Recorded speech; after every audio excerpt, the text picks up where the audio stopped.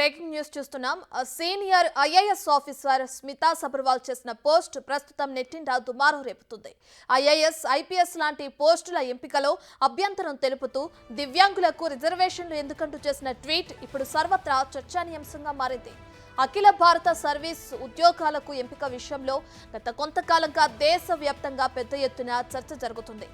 నకిలీ వైకల్యం సర్టిఫికేట్తో civil service జాబ్లో ప్రవేశించారని పూజా కేత్కర్ అనే ట్రైనీ ఐఏఎస్ అధికారిని ఆరోపణలు ఎదుర్కొంటున్న వేళ స్మితా సబర్వాల్ ట్వీట్ చర్చలకు దారితీసింది.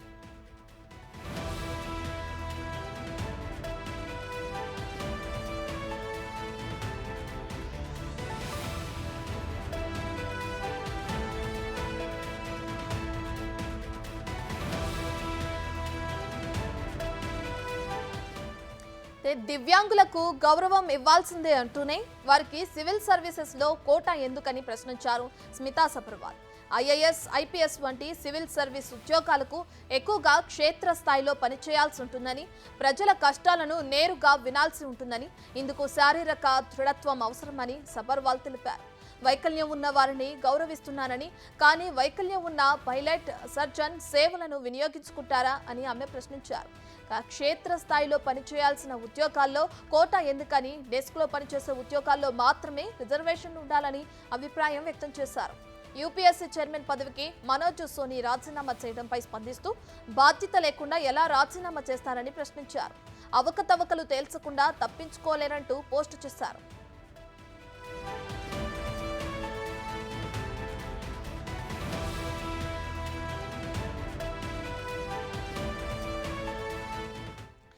స్మితా సబర్వాల్ చేసిన ట్వీట్స్ వైరల్ అవుతుండటంతో దేశవ్యాప్తంగా ఉన్న పలువురు రాజకీయ నాయకులు, మాజీ అధికారులు, అడ్వకేట్లు స్పందిస్తున్నారు. వారి అభిప్రాయాలను తెలుపుతుంటే వాటికి స్మితా రిప్లైలు ఇవ్వడం ఆసక్తికరంగా మారింది. దీంతో ఈ వ్యవహారం ఎటువైపు దారితీస్తుందో అనేది మరింత ఉత్కంఠ రేపుతుంది. ఆమె వ్యాఖ్యల్ని తీవ్రంగా ఖండిస్తున్నారు. ఇలాంటి వ్యాఖ్యల కారణంగా దివ్యాంగుల పట్ల సమాజంలో చిన్నచూపు ఏర్పడే అవకాశం ఉందని ఆందోళన వ్యక్తం చేశారు. సబర్వాల్ వెంటనే దివ్యాంగులకు క్షమాపణ చెప్పాలని పలువురు డిమాండ్ చేశారు.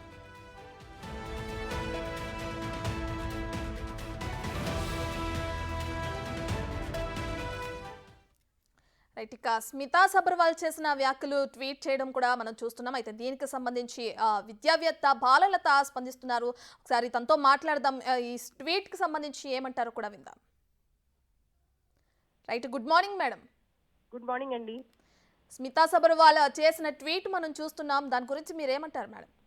ఆ వ్యాఖ్యలు చాలా అనుచితం అండి. మేము తీవ్రంగా ఖండిస్తున్నాం. నేనే కాదు, ఆంధ్ర, తెలంగాణలో ప్రజానికం మొత్తం కూడా ఆవిడ వ్యాఖ్యలు ఖండిస్తున్నారు. ఆవిడ ఎవరండి చెప్పడానికి? డిజేబుల్ వాళ్ళు పైలట్స్ గా తీసుకుంటారా? డిజేబుల్ వాళ్ళు సర్జరీ చేస్తే మీరు నమ్ముతారా? సర్జరీని ట్రస్ట్ చేస్తారా? ఇట్లాంటి వ్యాఖ్యలు దివ్యాంగ సమాజం మీద చేయటము, ముఖ్యంగా ఆవిడ గవర్నమెంట్ తరపున, అంటే ఆవిడ ఒక ఐఏఎస్ ఆఫీసర్, 24 సంవత్సరాలు పనిచేశారు. ఇంత దారుణమైన వ్యాఖ్యలు చేస్తున్నారు. నాకు చాలా డౌట్ అండి. ఈవిడికి ఇప్పుడు ఫిజికల్ ఫిట్నెస్ ఇంపార్టెంటా, మెంటల్ ఫిట్నెస్ ఇంపార్టెంటా అని, అసలు ఆవిడకి మెంటల్ గా సరిగ్గా ఉందా లేదా ఆలోచనలు అనేది కూడా నాకు డౌట్ వస్తుంది. రెండోది, ఈవిడ డిజేబుల్ కమ్యూనిటీ గురించి, ఈవిడ ఇలాంటి కోటా గురించి వ్యాఖ్యలు చేయడానికి ఈవిడ కాదండి అథారిటీ. డిఓపిటి మినిస్ట్రీ, పార్లమెంటు, తర్వాత జ్యుడిషియరీ, ఈవిడికి ఏ అథారిటీ ఉండి ఇలాంటి వ్యాఖ్యలు చేసింది? దీన్ని అనేక మంది ఆమె ట్విట్టర్ లో ఖండిస్తున్నా, ఇంకా ఆమె వ్యాఖ్యలను ఆమె సపోర్ట్ చేసుకుంటూ కంటిన్యూస్ గా ట్వీట్స్ చేస్తుంది, దానికి రిప్లైలు ఇస్తుంది. ఆవిడకి ఎంత ధైర్యం! ఇదంతా అహంకార ధోరణి, పొగరు అండి.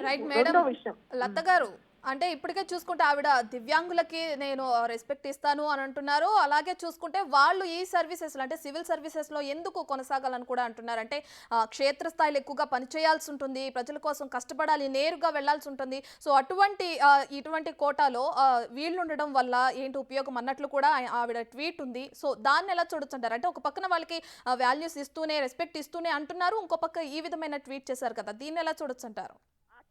Double standards. ఆవిడ చెప్పేది ఒకటి, చేసేది ఒకటి. ఆవిడకి డిజేబుల్ వాళ్ళ మీద రెస్పెక్ట్ కానీ అలాంటి ఏమీ లేవు. ఇన్ఫాక్ట్ నేను కరెక్ట్ గా చెప్పాలి అంటే, ఆవిడ ట్వీట్ ద్వారా ఏం చెప్తుంటే, all India services premier services అంట. అవి పబ్లిక్ సర్వీస్ అండి, ప్రీమియర్ సర్వీస్ కాదు. పబ్లిక్ సర్వీస్ అంటే ప్రజా సేవ, ప్రజలందరినీ కలుపుకోవడమే ప్రజాసేవ. కలుపుకోవడం అంటే వల్నరబుల్ సెక్షన్స్, ఎవరైతే నిజంగా వెనకబడి ఉన్నారో వాళ్ళు ముందుకు తేవడమే ప్రజాసేవ. దానిలో ఆవిడ ఉండి వాటి గురించి ప్రీమియర్ సర్వీసెస్ అని రాస్తున్నారు. ఈ hegemonistic mind set, colonial mind set అంటాం. బ్రిటిష్ వాళ్ళ టైంలో కలెక్టర్లకి ఇలాంటి మైండ్ సెట్ ఉండేది. అటువంటి మైండ్ సెట్ తో ప్రీమియర్ సర్వీసెస్ అనే మాట కూడా మాట్లాడుతున్నారండి. అవన్నీ చాలా తప్పు, అవన్నీ సీరియస్ గా ఖండించడం జరుగుతుంది. దాంతో పాటు ఆల్ ఇండియా సర్వీసెస్ కావాలంటే ఫిజికల్ ఫిట్నెస్ కాదు. ఈవిడ కారు దిగుద్దా అండి? ఎన్నిసార్లు కారు దిగి ప్రజల కోసం ఫీల్డ్ లెవెల్లో వెళ్ళి పరిగెత్తుకుంటా పనిచేస్తుంది? ఎన్నిసార్లు గవర్నమెంట్ చాపర్స్ వాడిందండి మీరు చెప్పండి? ఈవిడ ఫిజికల్ ఫిట్నెస్ గురించి ఈవిడ మాట్లాడేదండి. ఒక physically handicap, physically challenged, specially abled candidates తో ఆవిడ కంపీట్ అవ్వమని నేను చూస్తాను. లెటర్ కంపీట్ అండి, తప్పండి. అది చాలా మంది ఆస్పిరెంట్స్ ఆవిడ వ్యాఖ్యల వల్ల నిరాశకు గురయ్యారు. ఫిజికలీ ఛాలెంజ్ సివిల్స్ ప్రిపేర్ అవుతున్న వాళ్ళు, సివిల్స్ చేస్తున్న వాళ్ళు కూడా ఎంతో మంది ఈవిని ఖండిస్తున్నారండి ఈ రోజున. వాళ్ళందరూ ఏంటంటే ఇప్పటి వరకు కూడా గవర్నమెంట్ కి రెస్పెక్ట్ ఇచ్చి బయటికి రాలేదు, కానీ వాళ్ళందరూ బయటకు వస్తే మాత్రం ఈవిడ వ్యాఖ్యలకి చాలా దుమారం రేపుతుంది. ఈవిడ ఇమీడియట్ గా ఫిజికలీ ఛాలెంజ్ వాళ్ళకి సారీ చెప్పాలి, అపాలజైజ్ చేయాలి, ఆ వ్యాఖ్యలను వెనక్కి తీసుకోవాలి. Right madam. అంటే ఇప్పటికే చూసుకునే నకిలీ సర్టిఫికెట్స్ పెట్టి ఆ సివిల్ సర్వీసెస్లో జాబ్లో ప్రవేశించాలని చూశారు పూజా కేత్కర్ అని. ఇక తనని అంటే ట్రైనింగ్ ఐఏఎస్ అధికారిని ఉద్దేశించి ఈవిడ ఈ విధమైన పోస్టులు చేశారు. సో మెయిన్ రీజన్ అది. సో అందరికీ ఇది ఎఫెక్ట్ అయ్యేలాగా ఉంది, దివ్యాంగులందరికీ. సో దీన్ని ఎలా చూడొచ్చు అంటారు? పూజా కేత్కర్ ఫిజికలీ ఛాలెంజ్ కాదు.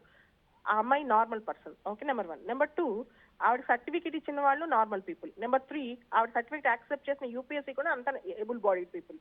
వీళ్ళందరినీ పక్కన పెట్టి డిజేబుల్డ్, డిఫరెంట్ లేబుల్ సమాజం మీద వీళ్ళందరూ ఇలాంటి వాళ్ళు పడితే ఆల్రెడీ సమాజంలో వీళ్ళందరికీ చిన్న చూపు ఉంది. ఇంకెంత చిన్న చూపు చూస్తారండి వీళ్ళు? అసలు బతకొద్దా అండి ఈ రాష్ట్రాల్లో డిజేబుల్ పీపుల్? వాళ్ళు ఉద్యోగాలు చేయొద్దా? జైపాల్ రెడ్డి గారు పెద్ద పార్లమెంటేరియన్ అండి, మీకు తెలుసా? ఆయన 2 కాళ్ళు నడవలేరు. ఆయన సౌత్ ఇండియా నుంచి బెస్ట్ పార్లమెంటేరియన్, ఆయనకి అవార్డు కూడా వచ్చింది. ఆయన ఫిజికలీ ఛాలెంజ్ చూస్తామా, మనం బెస్ట్ పార్లమెంటేరియన్ అని చూస్తామండి? ఈవిడ ఎవరండి జడ్జ్ చేయడానికి? వీళ్ళ ఇంటలెక్చువల్ ఎబిలిటీస్ మీద, వీళ్ళ మేధస్ మీద ఇవరండి మాట్లాడటానికి? వీళ్ళ ఫిజికల్ ఫిట్నెస్ మీద ఇవరండి మాట్లాడటానికి? అందగతలందరూ ఐఏఎస్లు అవ్వాలండి? మామూలుగా అడుగుతున్నాను. ఓన్లీ అందం ఉంటేనే ఐఏఎస్లు, ఫిజికల్ గా ఫిట్ గా ఉంటేనే ఐపీఎస్లు అవ్వాలండి? జిమ్ ట్రైనర్స్ ఐపీఎస్లు అవ్వాలా?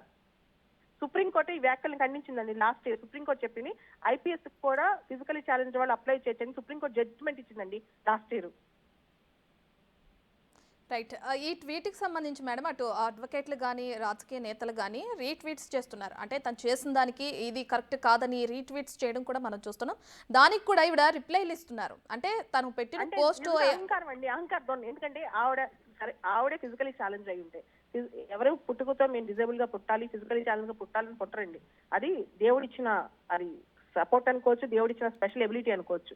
ఆవిడ అలా పుట్టి ఉంటే ఆవిడ ఛాలెంజ్ ఎన్ని దాటుకుని వస్తే, ఎంత మానసికమైన బలం ఉంటే ఫిజికలీ ఛాలెంజ్ వాళ్ళు సివిల్స్ ఎగ్జామ్ దాకా వస్తారు. నేను స్వయంగా సివిల్స్ వాళ్ళకి ట్రైనింగ్ ఇస్తానండి. చాలా మానసికంగా వాళ్ళు దృఢమయ్యి ఎన్నో సమాజంలో ఎదుర్కొని ఇక్కడ దాకా వస్తారు. ఆవిడకి ఏం తెలుసండి? ఆవిడకి ఏం తెలుసు? Just Instagram, social media, Twitter, ఇది తప్ప ఆవిడకి ఫిజికలీ ఛాలెంజ్ వాళ్ళ కోసం ఆవిడ చేసిన ఒక మంచి పని, ఒక గొప్ప పని ఒకటి చెప్పమనండి. రైట్. Thank you madam.